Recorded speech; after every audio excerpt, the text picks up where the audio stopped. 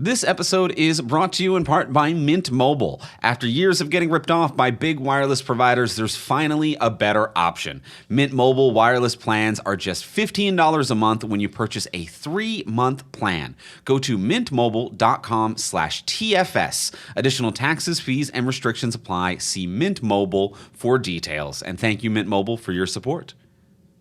Hello and welcome to Talk from Superheroes. Hey everybody, I'm Andrew Ivanby. And I'm Diana McCullum. And you're listening to Talk from Superheroes, where every week we discuss a piece of heroic television or film. And this week on the podcast, how does busting make you feel? How would I describe the how ancient busting philosophical question of how does busting make you feel? It's to be or not to be. Mm-hmm. It's how do we change this world? And how does busting make you feel? I'm gonna say good. I'm gonna say good. How do we feel about good? Generally speaking, busting makes you feel good. Yeah, I think generally speaking, everyone would agree when they bust, they feel good. Yeah.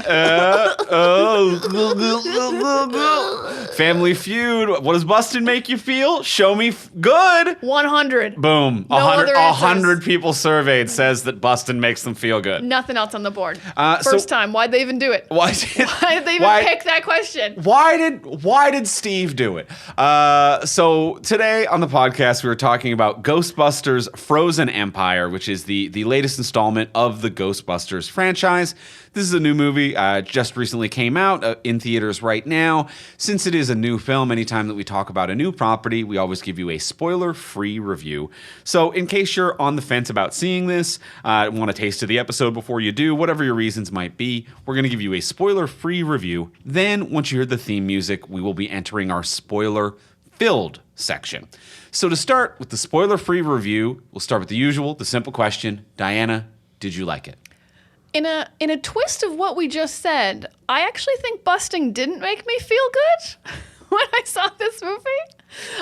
It's like fine, but I'm gonna give it a not like. We were talking about the royal busting. The general sense of busting. Okay, in the specific busting of Ghostbusters Frozen Empire, I did not feel good. I'm gonna give it a bare not like. I didn't hate it, but I was mostly bored. It's mostly a lot of exposition and not a lot of stuff happening. And it's only 2 hours. I say only 2 hours because you know what movies are. You've all known what movies are like these days. But it's only 2 hours, but it feels longer. It's draggy.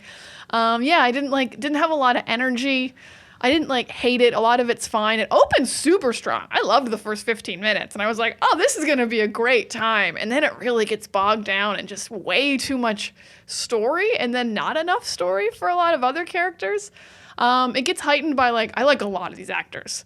This script is too long and it goes in too many tangents and it's not that fun, but there's so many actors I love in this movie that really helps elevate it to being oh, I am enjoying this particular scene at least because of the actors in it. So I don't really like it, but I don't hate it. It's fine. Go see it if you like Ghostbusters, I guess, but I think it's probably my least favorite Ghostbuster I've seen, and we've seen all the Ghostbusters. The female Ghostbusters, the old ones. This is my least fave. So it's not making the Ghostbuster cut. Andrew, how did bustin' make you feel for Ghostbusters Frozen Empire? Bustin' made me feel a little bored. A little bored. Not how you want your bustin' to go. No, you don't really want a bored bust. But that's kind of where I was at. I'm a little bit similar to you. I think that this movie is a grab bag of fun ideas that never executes on any of its premises. So there is, I think, a lot of fun ideas in here. There is just a phenomenal cast of nothing but slayers. So it's almost it's fine. Everything in this movie kind of functions. It washes over you. There's nothing that really is too upsetting about it. I'm not watching it kind of screaming at the screen, being why are we doing this? Or this is stupid, or this is so terribly done. I'm just this is all fine. Adequate filmmaking that just kind of washes over you.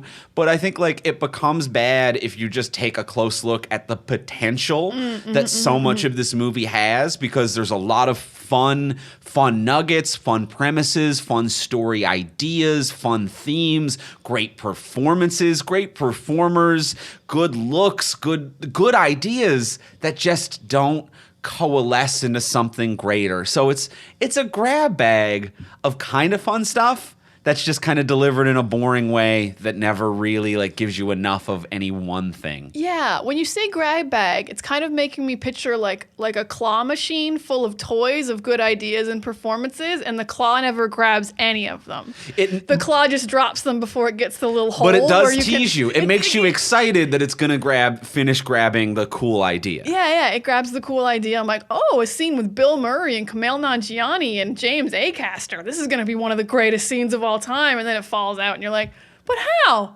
I was so close to the drop point of the joke. It did nothing happen. Yeah. So yeah, I completely agree. There's like a bunch of interesting, fun ideas in here, and none of them get fleshed out and become fun or interesting.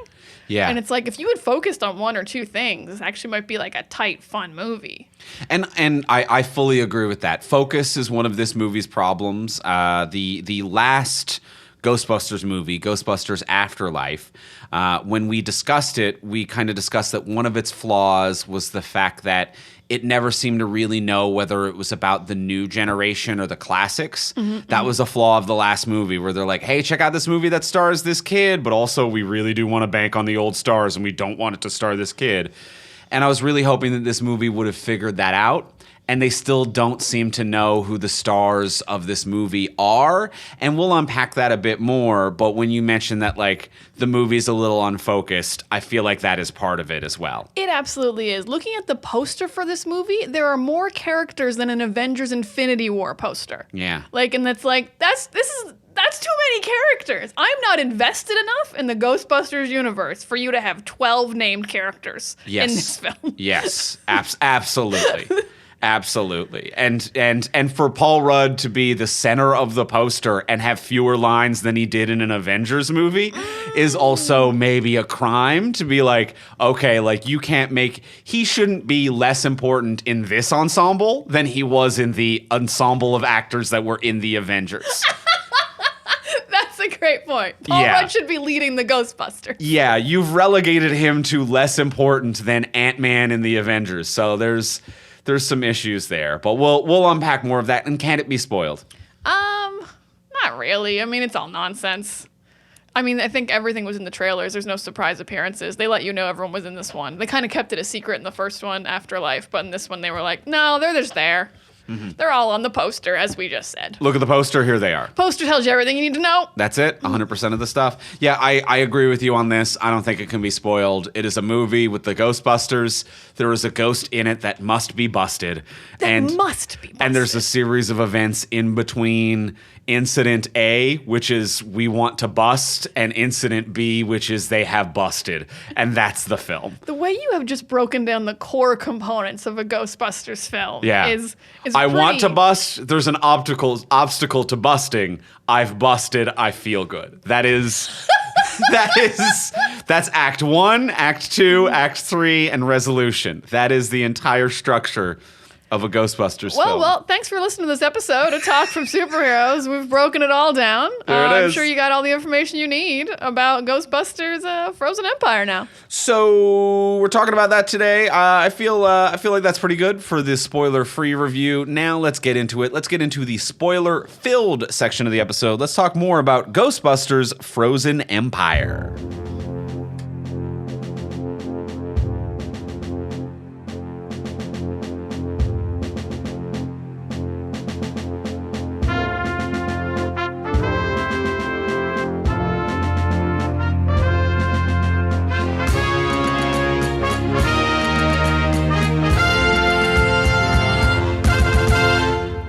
All right, we have seen Ghostbusters Frozen Empire. We agree it's kind of a grab bag. It's a little boring more than anything is kind of the big takeaway. It's boring more than anything. It's got too many storylines going on. And then in some weird ways, it doesn't have enough storylines, because just going off what you just said in the spoiler-free review, you're like, Paul Rudd's the center of the poster, but he's not the lead of this movie. I actually don't mind how much screen time Paul Rudd has. I find it more baffling that Finn Wolfhard, star of Stranger Things, doesn't have more to do, who I actually think is quite good in this when he does get stuff to do. The opening 15 minutes with the first chase with the sewer dragon is like my favorite part of this film by far. And the whole family's bouncing off each other. They're fun. They're like, they each have a job to do. They're coordinated. It actually is wonderful opening. And I think Finn's really good in it. And then he doesn't have any storyline except 2 scenes where he tries to catch Slimer. And I'm like, why are you underutilizing the second biggest star in this movie? Well, It doesn't make any sense to me. I agree. He only gets 2 scenes. He is one of the leads of this movie. He is the one of the core family members that was in the last film that is carrying over to this one.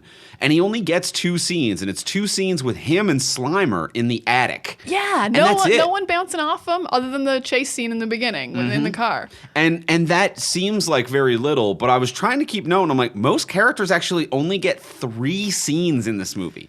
There's so many characters in this ensemble cast that people only get 3 scenes.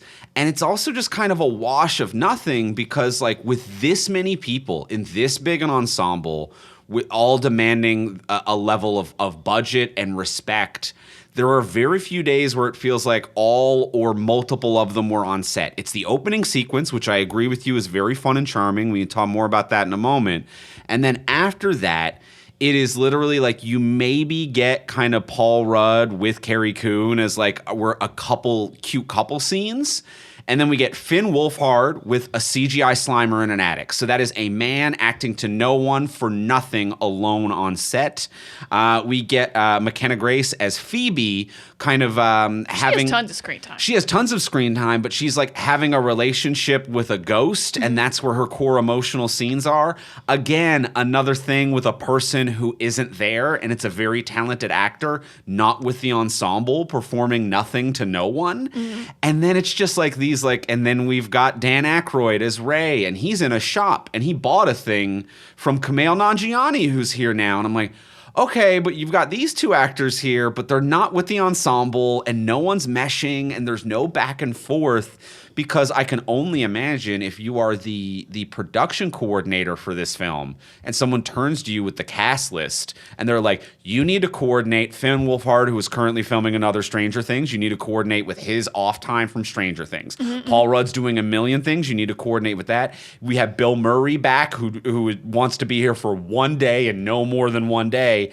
And all of these demands and shit where it's like, we can barely make a movie with these schedules, I think is what's happening here. I completely agree because this movie is so broken up.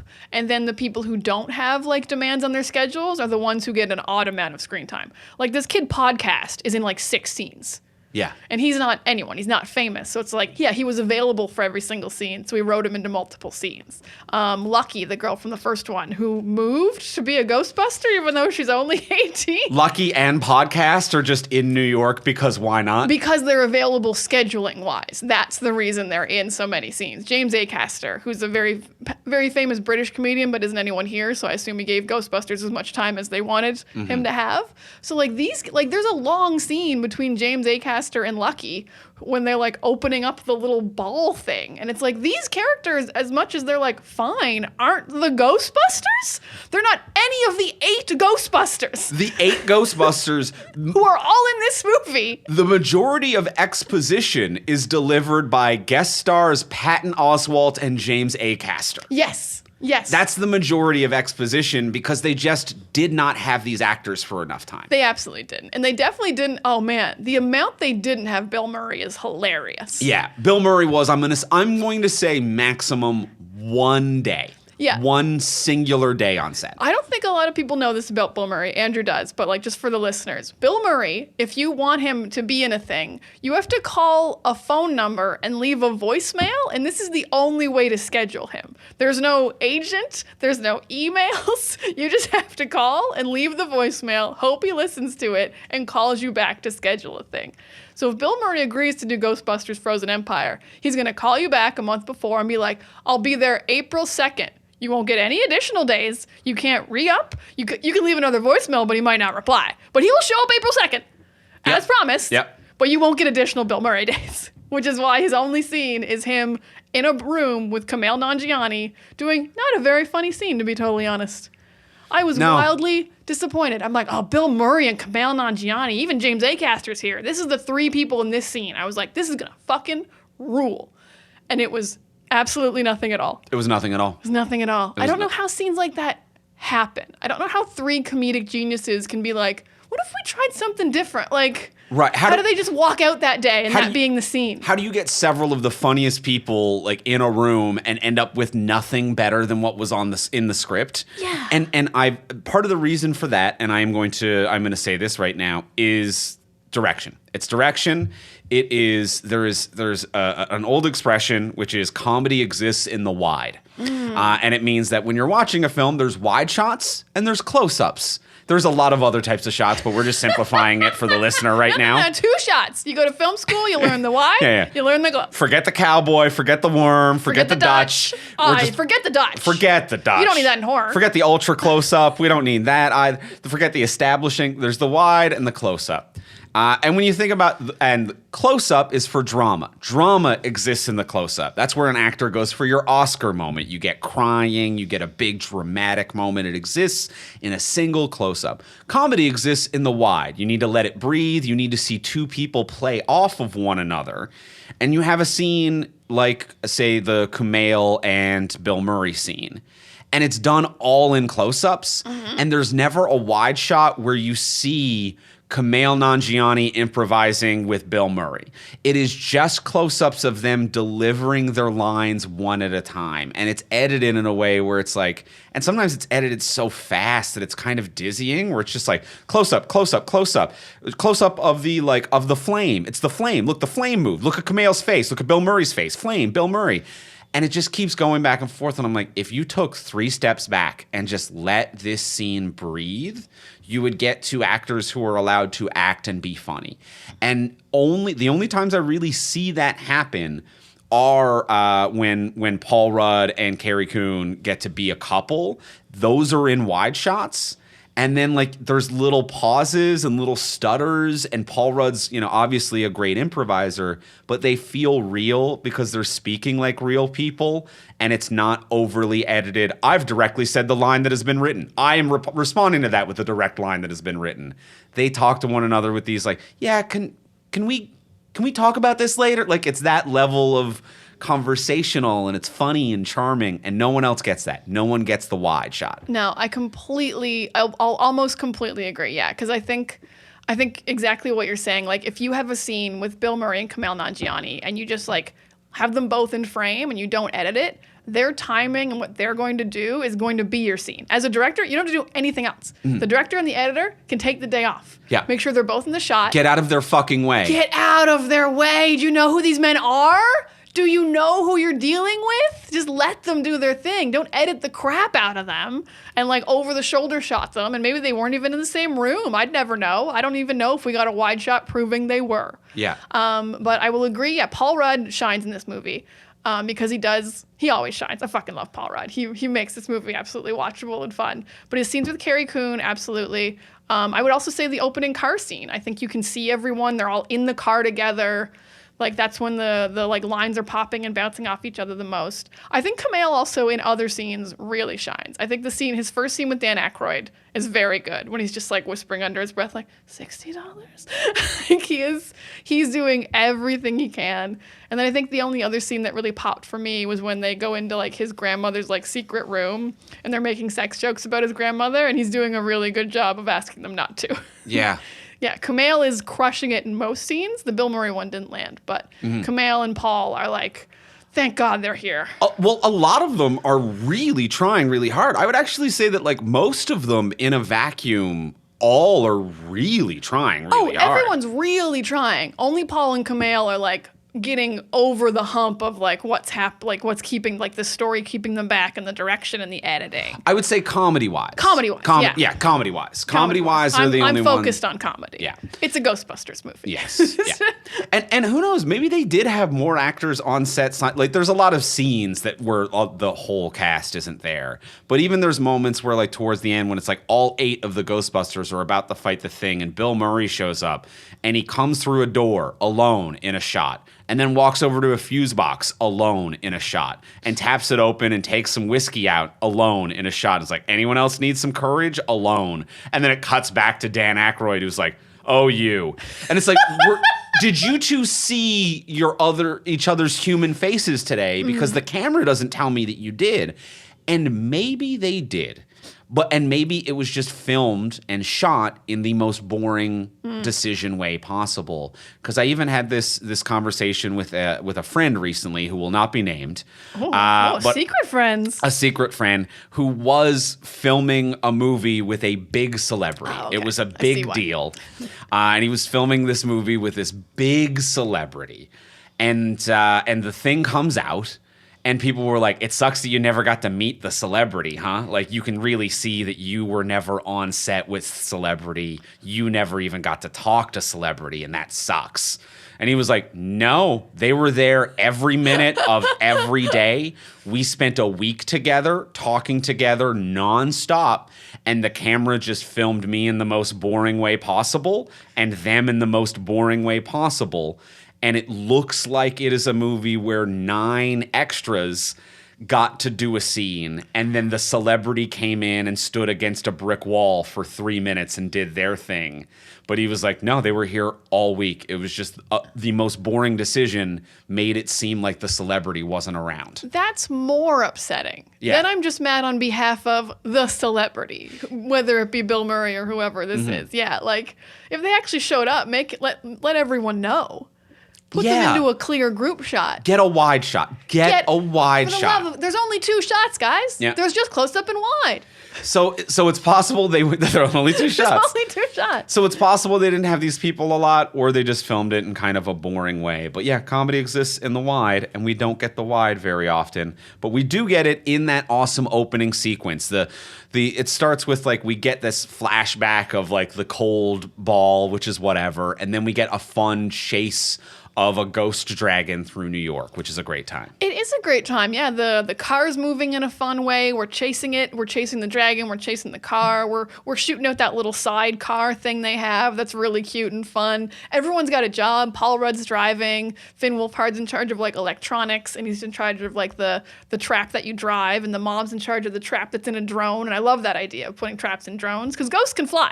So this is a great idea. And drone is a fun update as well. It is a really fun 2000s update. So yeah, and the family's bantering in this really, like, fun way where they're, like, really competent but love each other. But, like, you know, there's always a little bit of friction with a family working together. It's really, like, a perfect kind of fun, lighthearted opening scene. Yeah. And then just, like, and nothing like that ever seems to happen again in the rest of the movie. And they really feel like a close family figuring out a new life in New York. Yeah, like, that they're excited about and they all like, but haven't there's still quite tension. Completely clicked it, but they've clicked it pretty close. But there's enough tension that it's like, oh, we have story to mine here. We have something where it's like the daughter, Phoebe, doesn't feel like an adult and doesn't feel totally respected yet. And it's like, Paul Rudd doesn't know if he's their dad or their friend because he's been dating the mom for 2 years. So, like, what's his status in the family? And I'm like, that's fun. That's a great little storyline. Every bit of warmth and conflict that this film needs exists in this opening sequence and in all of its characters and its charm. And all of the action, too. We're like, this opening scene has the warmth. It has the conflict. It has the characters. It has the comedy. It has the action.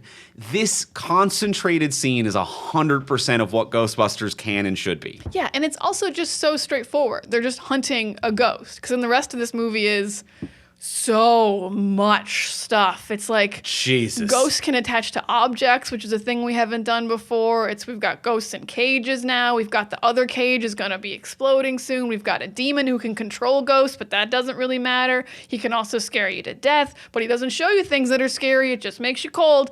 And then you can have your soul leave your body even though you're not dead. That's fucking huge. Huge. The girl is flatlining. It's a whole... She did a whole flatliners just for a half a scene. There are 19 subplots going on. The mayor wants to shut them down. They shut down the firehouse. There's a whole new second headquarters now that is like, it is bananas how much that they have going on. But the opening sequence... To be kind, the opening sequence is I'm going to give it like damn near flawless. It's really fun. Yeah. I was like, oh my God, this is going to be a really fun time. Look how well we're doing. Yeah. Look how well we've done. Yeah. And then the only other emotion I felt was like to bookmark the opening and the end. At the very end, when Phoebe calls Paul Rudd dad, I was like, oh, that's so nice. It felt nice. That story actually did get a resolution, unlike every other story in this movie. Those bookends feel really good. That feels like it is what the middle section of the movie should have been about. And that's kind of what the heart that this movie is missing.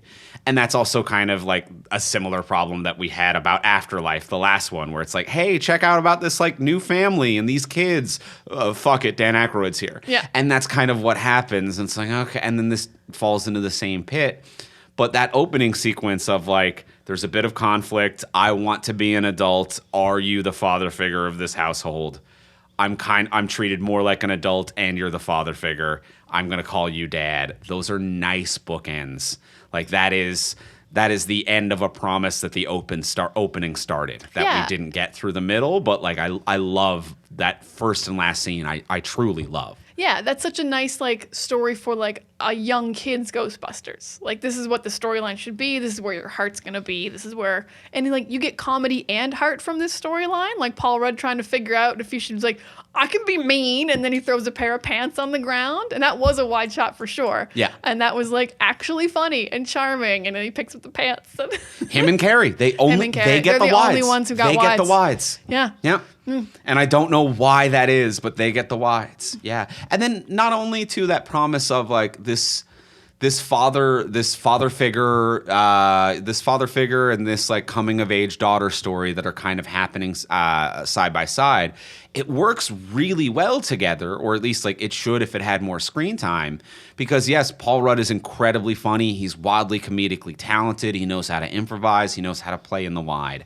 And we were saying a moment ago how like Kumail and like Paul really kind of sell the comedy of this. They pull it out even though the movie's trying to get in their way. McKenna Grace, who plays Phoebe, I will say is the dramatic version of that, where like she is the heart and soul of this. I think she is doing a truly goddamn phenomenal, remarkable job with this character. This is the anchor. This is the core. This is the heart. This is any synonym I can think of like what this movie is. It is her and her incredible performance. And if that drama was focused and contrasted to Paul Rudd, that's all the movie you ever need.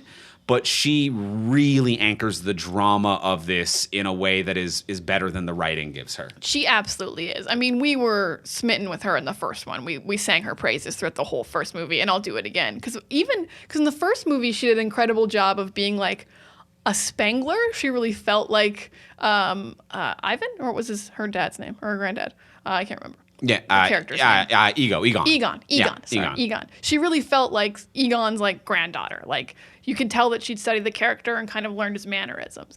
In this one, she still feels like that, but she does feel like she's like grown into herself and she's become a different person. So it's like, oh, you're not just doing an Egon impression. Now you're still the same character, but you've grown, and it's like such an impressive acting choice that she's made and really fleshed out this character. And every scene you feel like how much she loves being a Ghostbuster. Like her storyline is very like what Pixar does, which is establish what a character loves and then take it away. And that's what they're yeah, like and like in that way they actually succeeded in like what her storyline was. They don't have a great resolution of how she gets it back. Because, like, it really is just like, yeah, just give her a laser even though she's 15 is kind of how we resolve that. And, like, where she goes with that storyline isn't all that interesting. But, like, on paper, that's what they did. They took away the things she loved. And you can feel that from her performance. She's like, I want to be a Ghostbuster and I want to be respected and treated like an adult.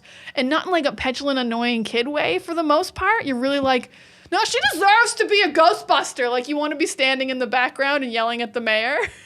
Like, give that kid a laser. She has the self-assured, overconfident passion of a teenager who thinks they know what they want to do with the rest of their life, but she actually knows what she wants to do for the rest of their life. Like, that's why it's not petulant. Like, she has the energy of that every teen movie kind of teen character who's like, but I should be allowed to go to the prom party and like, but I should be allowed to do this dumb decision because I'm going to be with this person forever or do this thing forever. And it's like, no, you're not. You're a fucking teenager. This isn't the goddamn thing.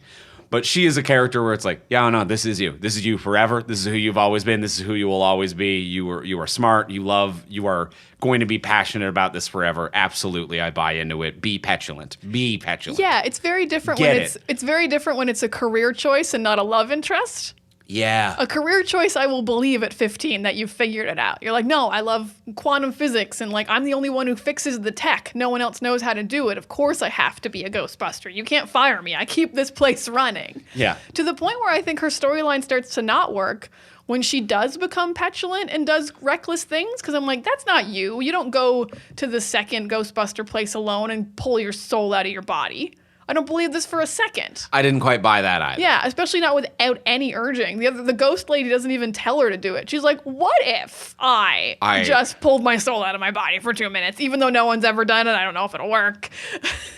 And there's and it doesn't fit her character. It doesn't fit the character's writing, but she sells it every inch of the way. It's one of these things where it's like this actress has to show up on set each day and be like, my character's making this decision. It doesn't make sense, but does her job and sells the shit out of it. And it's close. Like, talking about how, like, this movie is a grab bag. It's close to something that really works. It is. That's what's annoying about it. This lesbian Casper the Friendly Ghost storyline that she is going on, this very much queer coded, but it doesn't have the courage to actually like say any of the words. Also one of my notes. She never gives a Casper smooch to the lady ghost. She never gives a smooch because like it's that borderline where I'm like, you watch yourself, Sony, where it's like, I like that this is queer coded. I'm like, why is it only coded and not just the story of... If that was a boy ghost, there'd be a smooch. There would be yeah, absolutely. If that was a Casper, there'd be a smooch by now. So I'm like, I like this is... That's you know what? That's my general review of that, which is, you watch yourself, Sony. You didn't do anything wrong, but you didn't do anything right. You didn't do anything right, You Sony. weren't brave enough to be right. You weren't brave enough to do the right thing. But that grab bag piece, to grab that out of a bag, I think that is also a fun story that she really sells, to be like, I'm starting to feel something for a ghost. Like, I don't know quite how to be myself in front of my family. I don't feel like I'm enough of an adult.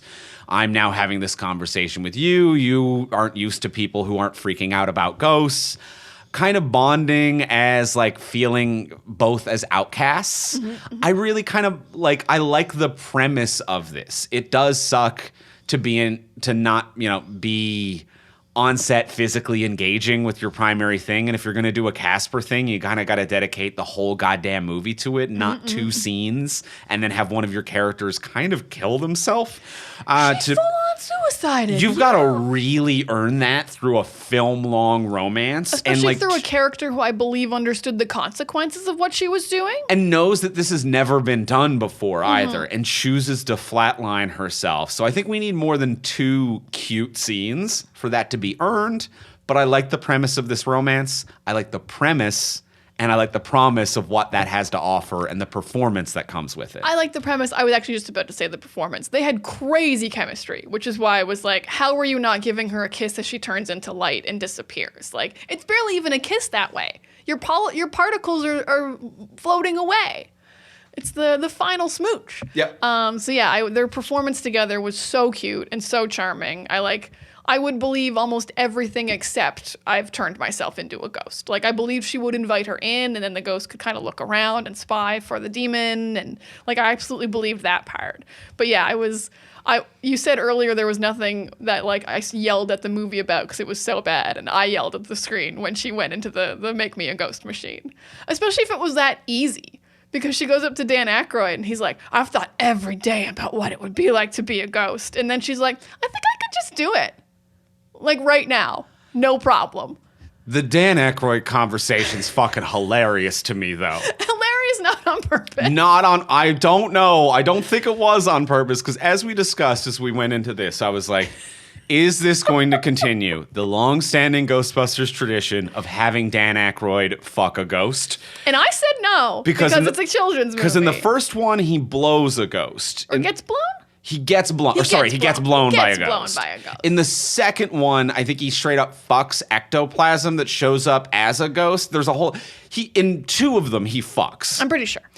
And so when the character of Phoebe is falling in love with a ghost girl, and turns to Dan Aykroyd and is like, "You ever think about being a ghost?" And he goes, "Oh, yes." I'm like, you don't know it, but you just came to a dude who very much understands having sexual feelings towards a ghost. You do not know that that's what you are bonding over, but you are talking to a man who was filleted by a ghost. And you're like, is it okay? And you're in your own way being like, is it okay to smooch a ghost? And Dan Aykroyd's like, I've never stopped dreaming about it. I've never actually smooched one. I've done way worse. I've done everything else you can think of with a ghost. Never done on the lips. Never lip stuff. Never lip stuff with a ghost for Dan Aykroyd. But yeah, that is a very funny conversation when you think of the universe as a whole. Not what the scene is about, but yeah, Phoebe going up to him and being like, do you ever think about just like being a ghost? And he's like, fuck yeah, I could fuck ghosts all the time. Then I'd be a fucking ghost and they'd fuck me. All the things we could do. We'd be sucking and fucking and ass. Like, he wants to get so blue, but he can't because it's a kid. He wants to Deadpool this scene so hard. He wants Ryan Reynolds to walk in that door and be like, Deadpool, I need to talk about ghost fucking. Can we please? I want to get pegged by a ghost. I want everything. Peg me, reach around me. We're going to do all kinds of stuff. But does it hurt? Does it feel good if you're a ghost? What's the difference going to be? Does bustin' still make you feel good? Bustin' makes him feel good. Dan Aykroyd's character is the epitome of busted. Makes him feel good, or makes him feel bad because he's like, I gotta put my ghost partner into a trap now. I fucked that ghost and then I just stuffed him into a little machine. Which brings us to another question that this movie asks but never really fulfills the promise or question of, which is, are ghosts people? That's kind of the thing, because I feel like, I'm pretty sure, this is the first movie that has shown a ghost to be like, they used to be humans. Hey, I'm a ghost. Yeah. I'm a ghost from the CBS television series Ghosts. Yeah, my name was Melody. I had a family, and I was a human being. Because every other ghost is always like Slimer. It's the sewer dragon in the opening. It's the demon Zool who takes over Dana's body. It's either demons, or it's like creatures. Yeah. And like maybe like the ghost in like the library that they show, but like she's I'm the cum monster. Let me suck you off, Dan Aykroyd, or whatever creature might be coming at you. Yeah, this is the first time they've been like, oh, just a regular human ghost. Like, you can't stuff her in the prison. Yeah. That's literal torture. But if it's full of like air quote demon ghosts, that's fine. Yeah. But yeah, have you guys been catching just regular people and those don't make the movies? Like, is that your weekly thing that you would do, Ghostbusters? Right. Is like my grandmother in there? And some of them are people, but also like crazy. Like there's the library lady who's like, was she hello, a normal person be quiet in the library. Rah! And then like comes at you. But like what do we do with you? And she was just like around too long and now she's fucked up. Like, that's a weird thing to put her into the cage. Yeah. She doesn't deserve to be in the cage, not the tight cage. I don't mind their like prison cells. They're roomy. They gave them little activities. There's something to that. They had personality. Yeah, they do have. They've confirmed that they have personalities. I mean, they always seem like they had personalities. They're making choices. They're sliming. Yeah. They're calling demon dogs. They're taking over Sigourney Weaver's body. Yeah. Okay. That's but fair. There is definitely a moral like, oh shit, this person's sentient and human. Should we be doing this? Should we be? They don't answer that question. And they never really. No. That's one of the other grab bag grabs that this movie has of like, what about this idea? And I'm like, that is a good one. That's a good idea. That's a good idea to explore in this movie that we don't really explore. Yeah, and like this movie has so many of those, because then there's like 3 scenes about how ghosts can latch on to physical objects. And like and then their spirits attached to the object, and you either have to destroy the object or like despirify it or retake it out of the object. And like, it's so irrelevant to the plot. Yeah. Literally the only thing that like is relevant is like the ball that has purposely been a ghost trap. And the ball with the ghost in it is more like what the Ghostbusters use to trap things. It's not like my husband's soul is attached to a watch or I'm attached to a pack of matches. And what's trapped in it isn't a ghost, it is a demon. It's a demon. Which is a different thing. Yeah, he has no attachment to the ball. He doesn't want to be in the ball. Yeah. The other storyline is ghosts who want to be attached to the thing that they loved. And it's wildly irrelevant, and there's 3 whole scenes about it. Yep. And it's like, can we cut this for time? Can we please cut this? It doesn't matter. Ghost Girl can just have matches, and we don't need this whole thing about how you're stuck to an object, because it's weird that she has a physical object. And also, I'm going to say it's weird that she has I agree with that it's weird that she has a physical object. I don't mind that she can interact. Like, that's a classic ghost thing. You've got to be able to interact. Love playing chess with ghosts. Always have it. Yeah, chess with ghosts was fun. That's a charming scene. I really like that. In regards to Ghost Girl, though, one thing that I do oppose. They do not say exactly what year she died. But there is one thing she says as she is kind of flirting and having this queer-coded relationship with Phoebe, is that it's like, what's a weird thing about being a ghost? And she's like, I'm just 16 forever. And Phoebe's like, I'm 16 too. And I'm like, if you're sentient, you're not 16 forever. You look 16 forever. No. You might be a 52-year-old hitting on this 16-year-old girl, and it's not fucking cool. Like, if you're sentient, if you have consciousness and, like, a story arc and years of information that you base new decisions on, you're not 16 forever. You are empirically not 16 forever. You appear as a 16-year-old in ghost form. I completely agree, and I think the sticking point is definitely the years of knowledge. She knows she's been a ghost for a long time. Because I think you can be a ghost and not know any time, like the Sixth Sense kind of ghosts. Sure. They don't know they're dead. They don't know any time's passed. If she was one of those ghosts. If she was like, I'm not forming new memories. I'll forget you in a week. Yes. I only get a week worth, or she wouldn't even know that. Maybe. Or just to be like, everything feels foggy. I remember the night of my death, and like that's kind of how Casper was. Yeah, Casper felt like a kid still because he was like, I don't really remember stuff. I'm just kind of around. Yeah, but she wasn't that. She was like, I'm up on the news. I know what's going on the down low. I've learned how to master chess, so I have retained many, many memories in many, many chess games. So yeah, this is very much a like. It's like when vampires say they're sick. It's like it's Edward in Twilight. No, This is not age appropriate. I don't know when you died, but I don't think we have tenements anymore. Yeah, I don't know what the word tenement means for sure. But you seem like an older ghost. Seems like you died a while ago. Yeah.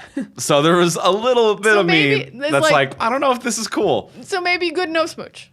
Maybe it's good no smooch. Maybe good no I smooch. would have to know year of death for sure. There's some concerns that I would have, I think, around this scenario. Okay, I have concerns. Can I just throw some general Ghostbuster lore questions at you? Not that you think you know the answer, but just I'm not the expert. Let me hit you with this. It's crazy to me that the Ghostbusters were famous and accepted in the 80s. And this is all the same universe. The Ghostbusters exist. And so in the 80s, it's no, everyone knew ghosts were real and we were catching them.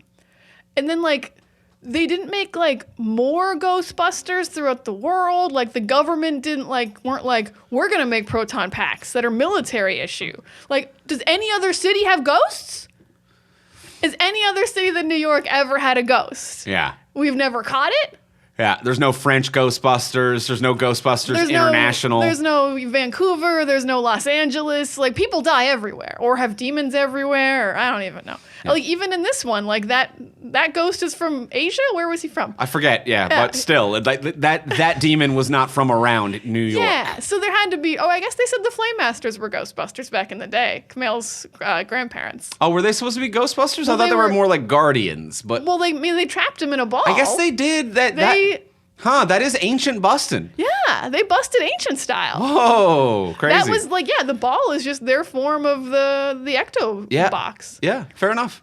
So I guess they did, but they didn't incorporate. They were a secret. So like, I feel like the government would make proton packs is what I'm saying. Yeah, I agree with this. They wouldn't be like this child. And the mayor's also very right that a child should not have one. Or should hang out at the side of a vehicle. Not to villain was right, this guy, for a second time, but he's right yet again. Yeah. And I don't believe that capitalism would let the Ghostbusters hold on to this. Yeah, there's money to be made here. There's money on the table. There's money on the table. There's money to be made here, and there's regulations to be enforced. Yeah. With the proton packs and such. I'm with you. There's regulations to be enforced until there's regulations to be enforced on independent Ghostbusters until corporations create like 3 major ghostbusting companies, at which point they start lobbying to deregulate the industry. That would be the past 40-year kind of history, I think, of the Ghostbusters. Yeah. Which would be regulated into oblivion. Major corporations want to do it for profitability. Let them do it. Then they lobby until the industry is deregulated. Yeah. That is how it would be. Unless you want to let them, like the independents, do it until they figure out like who gets sued and how much damage it costs. Like, you never know when you're going to get a lawsuit that's like, my grandmother's ghost is in your ghost jail. Get my grandma out of your ghost jail. Let my grandma out of your ghost jail. She's a person. Yeah, you know what? Yeah. You got to go before the judge and decide whether you're like having an illegal prison in your basement. Or... Yeah. Dan Aykroyd's like, let her out. I fucked her. He lets them out for conjugals. Yeah, oh man. He's flatlining just to get a piece. If he finds out you can flatline to get a piece, Classic, that's his new retirement. Classic Ray. That should have been the final scene of the movie. He's like, wait a minute, we can flatline and fuck the ghosts? Whoa, here we go. That's retirement for Ray right there. Flatlining to fuck. There's so many. I think that this is like, I just kind of want to summarize this idea that we've touched upon, which is one of the problems of this movie. There's so many characters and so many storylines. Like we've glanced upon a few of them, but then there's even stuff that like interrupts the flow of this movie, where it's like the last movie was, I think it was in Oklahoma, where it was like, I can't remember, but it was wherever this family was. It wasn't New York. It was not New York. And it ends with like, we're in New York and we're at the firehouse. That's pretty cool. That'll be the next movie. And then this movie starts and it's like, we're at the firehouse. And then Ernie Hudson as Winston shows up, which is like, great. First of all, looking fucking terrific, Ernie Hudson. Oh, keeping it tight, Ernie Hudson. Keeping it tight as hell. Great performer. Love what you're doing. And he's like, hey, welcome to the firehouse. The classic set of the Ghostbusters. I have a new set for the film. And it's our supernatural headquarters. I'm like, okay, but why the fuck are we over here? And he's like, and meet these other characters. James Acaster, also the random person from the last movie, Lucky. Who also, may I? She was in Madam Web. She's one of the Spider Girls. What a terrible summer she's having. Rough time. This is better than Madam Web. This is better than Madam Web. Guys. This is better than Madam Web. This is so much better than Madam Web. It's nowhere near as bad as Madam Web, but it's 2 not hits. But it's still better than Madam Web. Yeah. But it's just like, now we have a new set and a whole new thing, and then we're dealing with like this storyline, and it's like firehouse gets... We just got to the firehouse. And then the firehouse gets shut down, and I'm like, I don't really care because we have a new headquarters, I think, kind of. It's just a lot of things that are competing with themselves. Yeah, there's too much happening. And then like as great as Kumail is in this, and then Kumail's here and he's got flame powers. And that's a thing. whole new thing. That's a whole new thing. That's a whole movie. You're the first guy with magic. You're an Avenger. Like we can catch ghosts and no one has had magic before. Yeah. And it's like, and hey, the EPA guy is now the mayor. And it's like, okay, we're really bringing out these fan moments, but it's getting in the way. There's a guy who controls flame. We have a superhero. He's a full on, and not just like magic flame, just any flame. Yeah. Like after he's done trapping this demon, he's just going to be a Cirque du Soleil performer. I don't know what he's going to do, but he's going to do something. There's so much going on in this movie. I had to make a note of the time. It was over an hour in. We were over an hour in. This movie's like an hour and 50. We were over an hour in, and I made a note. Nothing had happened yet. Nothing had happened yet. No, I also checked my watch. I'm like, nothing's come out of that fucking ball yet. Yeah. We've studied it up and down. So the movie opens on, hey, it's a cold ball. And it kills people. And it kills people. And it did kill people. But it's a cold ball. And then it reaches about hour and 15 minutes into the movie. And Patton Oswalt's delivering exposition is like, one thing's for sure, it's a cold ball. But no problem, there has been no inciting incident. And not to overlabor this, but just like for listeners, if you don't know the typical script format, movies a lot of the times are 3 acts. There's other options. You can do 5-act kind of Shakespearean structure. You can do a 2-act play, but typically films are 3 acts. And that's kind of 3/3 of the movie. There's a third, there's the middle third, the final third.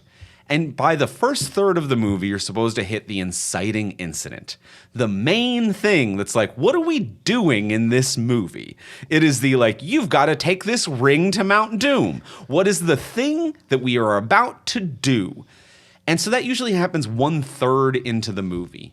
We were over halfway through the movie and no one had decided what the thing was that anyone was doing. The villain wasn't here. We were just kind of thinking about the cold ball. Yeah. Nothing happened. Nothing happened. We introduced all the new Ghostbuster like tech and everything that we're doing, and then we introduced Patton Oswalt, who honestly, as much as I love Patton, didn't need to be there. I was like, Dan Aykroyd's going to be able to read this, right? We're not going to go to another new location and meet more characters. Yeah, happy for Patton, not like unhappy. Unnecessary to have him here. I am happy that man got to be in a Ghostbusters film because I'm sure he's a delight, and I wish him nothing but love and success in the world. But it didn't need to happen here. It didn't need to happen, especially because what ends up happening is the thing that I absolutely hate in these kind of movies, which is the only reason there's a problem is because the Ghostbusters opened it. Mm-hmm. Like if you just put it on a shelf, there'd be no demon. Right. There was no inciting incident. There's no evil guy who's trying to get the ball and open it. There's no other ghosts who are like, ooh, we're the henchies of this demon and we're trying to open up this ball. Like literally it's just sitting there until they're like, let's open it. let's just crack it open. Let's play around with it a bit. Yeah. And so it's like it's just boring. Yeah, it's like there's nothing they're trying to stop and there's nothing they're trying to do. It's the Ark of the Covenant, but the Ghostbusters are also the Nazis and Indiana Jones at the same time, where it's like if just you did nothing, then nothing happens. Yeah, it made me like not like when the city was like, "Yay, the Ghostbusters" at the end, because I'm like, "Oh, you guys don't know that they did this. That they also opened it. They caused all of this. This isn't like some Ghostbusters 2 shit where like by the city like drilled into some shit and everyone being angry in New York collectively made it happen. They opened the thing. They put it in their little machine and they opened it. Mm-hmm. And that was the problem. But yeah, the story is just boring. It's just like so much pipe. They're like, let's world build some more. And I'm like, a few of those scenes are very much like, here's your new proton packs so we can sell new proton packs as toys. I'm like, yeah, I get why this scene's here. Okay. And like, this is the new trap in a drone so you can sell a drone trap. Yeah, but there's also and still this is the new winter jacket that we sell that has the Ghostbuster logo on it. But there's still just so much stuff that isn't busting ghosts. Just bust more ghosts. Could you just bust some ghosts? Because the opening is busting ghosts, and it's so fun. And it's really, really fun. The ending's not really that fun.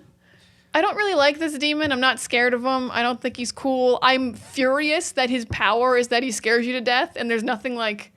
Super scary? Well, like, yeah, there's no, like, visions of the things that scare you. Yeah. Which is the classic way that works. He really is just a cold demon, and they refuse to call him that. I'm like, he's just a cold demon. That's it. No one seems scared of anything. Yeah, the thing that you're scared of is the cold that he has already brought. Yeah, it's a real thing that's like, you're like, I'm cold, and that's scary. Yeah. Would be. Yeah, I agree with you there. Yeah, it feels like a lot of setup for things where it's like... And even I kind of noticed, I don't know if this was established during the last one in Afterlife, even the opening credits, I forget the name of it, but like the subdivision of Columbia Pictures that is making this, that is like Ghostbusters Ghost Core Studios or whatever. I was like, I've never seen that studio logo before. Right at the beginning. And it's a subdivision, I think, of Columbia or one of the production houses that worked on this film. And I'm like, I didn't know created a new production house for this, and that might explain a little bit why that this is very much a like, well, we're setting up the firehouse and we're setting up the drones and we're setting up the FPV thing that's going to be a VR game maybe that we sell, that you can control the drone that is the Ecto thing, and we've set up like a new outside of the firehouse place where a bunch of new ghost hunters meet up. And what I'm if like, we did a TV show or a cartoon so there was a lot of this of like, if you opened a whole new production house, like how many games, movies, TV shows, and spin-offs are you currently working on that you just kind of threw all of your spaghetti at the wall to see what was cooked? Which is like such a weird thing to do when like the first one wasn't even a hit. Yeah. Like Afterlife wasn't even like, oh shit, people love it. We need to do all this shit. It was like, well, let's go all in. People were like, oh, it's not bad. Yeah, that was fine. Yeah, the Ghostbusters were here. Mm-hmm. Made me feel okay. Well, people are thirsty for properties, you know? Yeah. So it might just be that. But yeah, that production studio thing really hit me. I was like, wait a minute. Yeah, I know. It is a weird way. It kind of puts you in a weird mood when the movie starts. You're like, you start thinking about like logistics. Yeah. You're not like, oh, I'm here to see the Ghostbusters. You're like, Ghostbusters core? What's that even mean? Excuse me? Excuse me? I got questions now. Now I want to Google a thing instead of watching a movie. But I haven't Googled the thing. This is a very dumb thing that bothered me. But also I was like, it was again, I was like, the mayor's right. Because they were like, Phoebe, you can't be a Ghostbuster anymore. You're 15. We can't give you a big laser. And I was like, she can still do all like the stuff at home, but no one wants to talk about that for some reason. So they were like, you can't have a big laser. I'm like, good. This girl will be kept safe. She is 15. You probably shouldn't give her a big laser. And then literally the next scene, she goes to a park in New York alone at night. She's 15 years old. And I'm like, you should be so dead. With not to meet anyone. To sit at an empty chessboard and play chess with herself. She didn't know a ghost was coming. No, she's just at the park alone at night playing chess. That was insane. Yeah. Who wrote this movie? No female was consulted about going to a park alone at night at 15 years old. And to be like, you're the character who is portrayed as book smart. She's not street smart. You're not the street smart one. You're from Oklahoma or what? Like you are an Oklahoma child playing chess alone in the park at night. Mm-hmm. No, you would not. No, you would not. You haven't become brave enough hunting ghosts that you think you can fight human men. Yeah. You're not dumb. Yeah.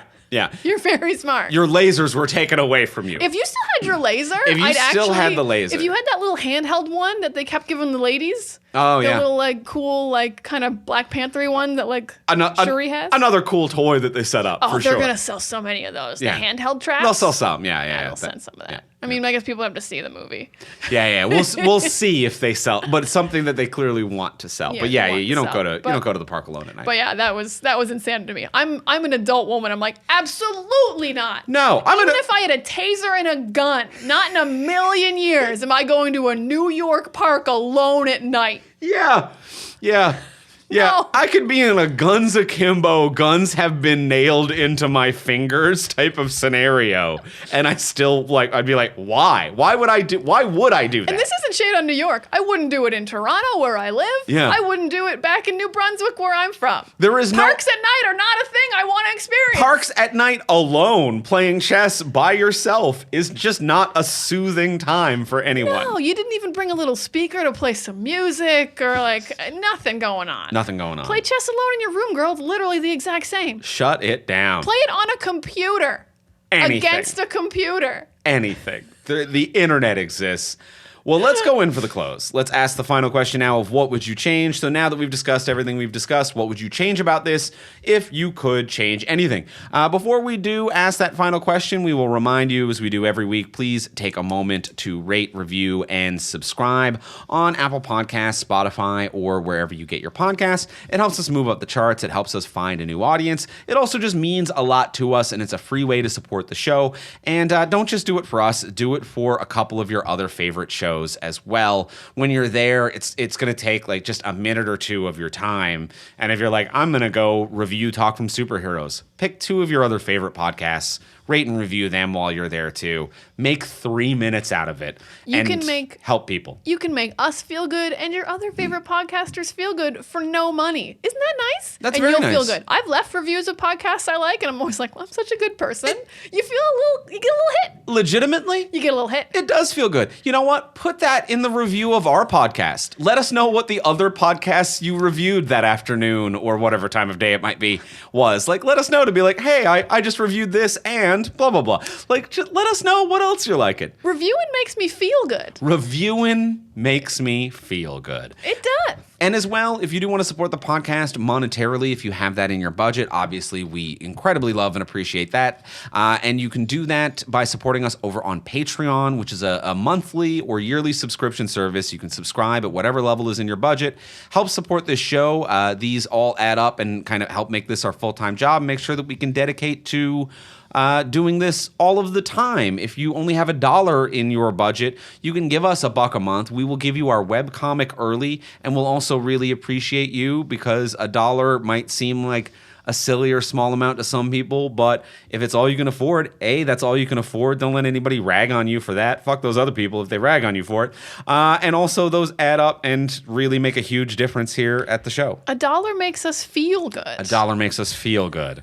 And $3 makes us feel good. Makes us feel good. And every other dollar amount makes us feel good. But even $1 makes us feel good. And at the $3 level, you get these episodes early and ad-free. So you could have gotten this episode on a Thursday evening, which is awesome for new releases because it means then you can listen to what we think and decide if you want to go spend money on that this weekend. But it's also good for every episode to just get them early and ad-free. And then at the $10 level, you get all the other bonuses, plus you get an exclusive episode of this podcast every single month, a bonus episode. This month, we did the remake of Poltergeist. We did it because it's also directed by Gil Keenan, who directed Ghostbusters, Frozen Empire. So we did the 2015 Poltergeist remake. That's available right now over on our Patreon page. So you can listen to that. And if you sign up at that $10 hero level, you get immediate access to all of the previous bonus episodes of the podcast as well. I think there's 2 other Ghostbusters in the previous bonus episodes. I think the female Ghostbusters was a bonus, I'm pretty sure. And Ghostbusters 2 might have been. I think Ghostbusters 2 might have been as well. So if you want to hear our thoughts on other Ghostbusters we liked more, if you want to more Ghostbusters over on the Patreon. If you want to hear us talk about that other time that Dan Aykroyd fucked a ghost, that's over on the Patreon page back in the catalog. Exclusive. So head on over to patreon.com/fromsuperheroes. That is patreon.com/fromsuperheroes. And thank you to all of our current and future patrons. Thank you so much, patrons. We appreciate you so much. You keep the lights on. You feed our dog. He loves that. Oh, yeah. He likes food. He loves it.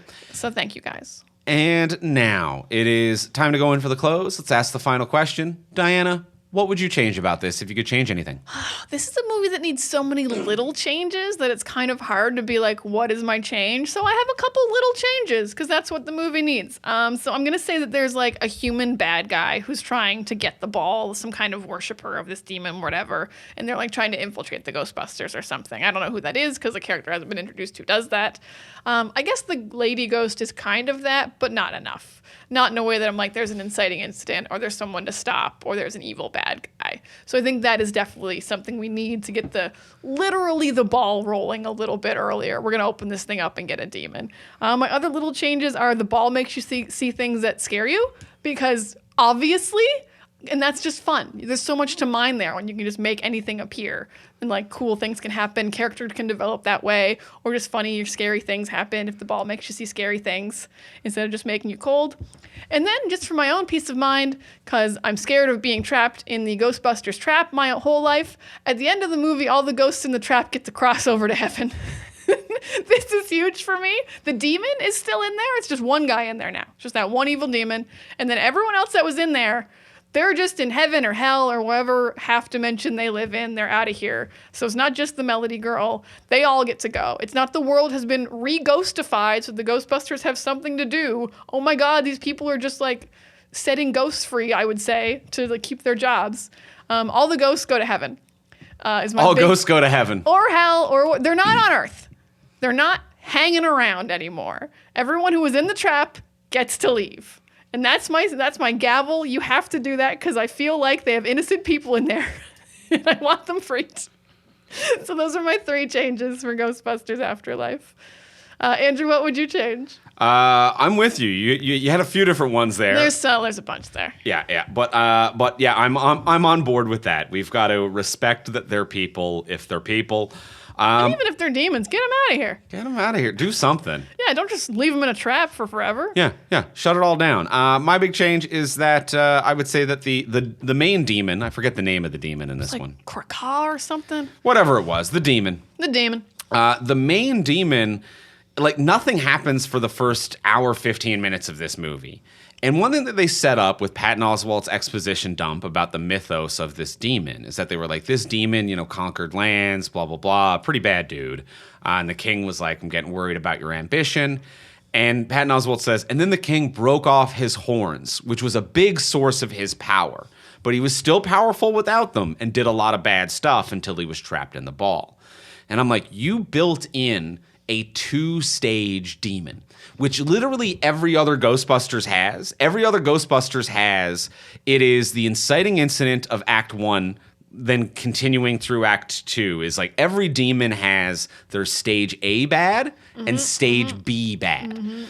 And in this movie, the demon gets released and then just goes and picks up his horns and puts them on. And that's the end of that story. And I'm like, this movie should, at about 30 minutes in, have the demon get loose. Literally, I'm going to say the second that the second that Dan Aykroyd buys it, the second Ray purchases it. And scans it. It opens. And it's gone. And immediately Ray calls Winston and it's like, hey, that new research bureau you opened up? I might have made a whoopsie and might need your help. And now we've got him calling back the old gang, tying it in with the new gang. So the demon needs to be freed right away. And then the second act is we're trying to hold stage 1 demon at bay while we're figuring out the person who controls fire. And then we figure out the horn thing. And then that happens, and that's now the entry into the third act of the movie where things have gotten really bad. That's the simple thing. You set up stage 1 demon, stage 2 demon, which every other Ghostbuster movie has, where it's like the Hounds of Hell are the sign that the really bad thing is coming. Now it's our second act. This movie does not use the stages that it sets up. So that's my biggest change. I have been nodding so emphatically. You're so absolutely right. Yeah, when he just found his horns no problem and put them back in, it was like, why did we even talk about the horns? Why was this a thing? Why did we even need to bring it up? Because, yeah, he shouldn't be able to find them. They should have to, hold them back. Yeah. And then he does get them, and then you're like, oh, we're fucked. That should be the, oh, we're fucked moment. Or it's a classic thing that, a lot of, battle movies or hero spiritual things will do where it's like, this is the thing that makes the villain more powerful. We'll use it as bait and this will be our chance. And then we blew our chance. Oh no, it's the darkest night of the soul. Can we overcome this villain? Now it's the third act of the film where we've got to actually all work together. Where it's like, we didn't work together as a group and he took the ultra powerful thing and got more powerful. Let's work together as a group now. Boom. Third act. And also what you have to do, if he is going to get his horns back right away, you have to take the horns off before you trap him. And you have 8 Ghostbusters, so there's so many people to have stages of things to do while fighting this demon. The old Ghostbusters have to get the horns off, the young Ghostbusters have to get them into the trap. Yep. And he just sent them in with horns. And that was it. And the horn thing was inconsequential. Absolutely not. As was the whole silent room thing as well. To be like, you've got to silence his whispers. And eventually the ghost girl ends up just kind of ignoring him, which is like, well, we didn't use any of the lore you set up around silencing his whispers. No, none of that. None of that came into play. And we can just delete that completely. But my big thing is the horns. The horns is when it gets level 2 bad. Absolutely love this. It's you've set up a perfect 3-act structure you never use. Somewhere in here is a great movie. There's a lot of great movies in here. Yep. There's 4 different great movies in here. A grab bag. Yeah, well, I've seen Flatliners. Movies. It's good. It's good. So, you do that. They already did. There's 2 Flatliners. Yeah, we don't need. I didn't see new Flatliners. We don't actually need any more of that. But you get what I'm saying. Well, that's going to be it for this week on the podcast. Next week on the podcast, we are going to be talking about, you know what? I've never actually heard this title said out loud. It's Gorilla X Kong, the new empire. I think Godzilla, not Gorilla. Not Gorilla. I meant to say Godzilla, but I said it wrong, doubly wrong. Mm-hmm. But it's Godzilla versus Kong, but it's just it doesn't X. say versus, though. It doesn't say versus. It's Godzilla and Kong. X can sometimes mean an and. It's Godzilla X Kong, the new empire. I'm realizing now I've never said it aloud, but that's what we're covering next week on the pod. Godzilla X Kong, the new empire. Until then, if you want to get a hold of us, you can find me on Instagram and most places at Ivimey, Ivimey. You can find me at Words of Diana. I just can't believe we're doing 2 movies in a row with the word empire in them, is what I'm also just realizing. I guarantee you that some focus group started saying, or like some metadata analytics marketing company was like, movies do 15% better if they have the word empire in them. And that data got to studios. And there's no other reason I can think that be like, to have 2 different empire-based subtitles other than a marketing company came up with a dumb analytical reason to do this. I mean, I will say, I know that this Ghostbuster movie was originally called Frozen City. But maybe the marketing people were like, Empire? Yeah. That was better. I guarantee you there was some kind of SEO optimization company that was just like, Empire is what you do Big now. Empire month, a year. All right. So I'm at Words of Diana. Where am I? On Tumblr, Pics of Diana, on Instagram and Threads. There we go. And you can find both of us most places at From Superheroes. And you can find everything that we make and create, including all of our other podcasts, over at FromSuperheroes.com. And we'll talk to y'all next week. Bye. It makes us feel good.